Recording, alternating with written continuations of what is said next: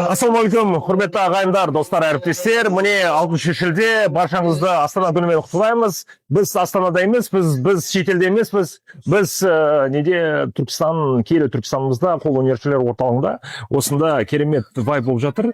Біздің қолөнершілер орталығы бар. Осында бұрынғы ғасырлық қалада жүргендей біздің қонақтарымыз, осы қала тұрғындары, шетелден келген қонақтар осы жерге келеді. Қарасаңыздар, не деген вайб, фонтан бар.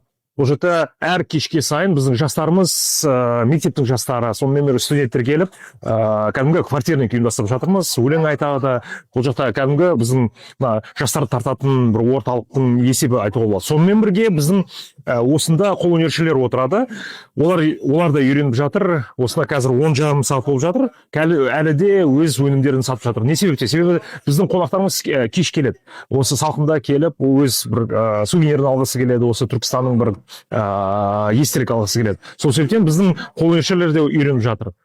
Жастарға мынандай түрлі мороженый бар. Сонымен бірге әрі қарай осында бір дамытып, біздің осы киелі Түркістанымызды бір ерекшелігі, осы Түркістан вайбта келетін үлкен орталық болсын. Бұл қолөнершілер орталығы тек қана қолөнершілер сататын біздің сувенирлер емес, осындай түрлі қонақтар келіп, өз демалысын суретке түссін, жастар келіп өлең айтсын. Сондай бір үлкен вайбты көздеп отырмыз. Бұл тек қана бастама. Күндеріңізге сәттілік, аман болыңыздар. Мереке құтты болсын.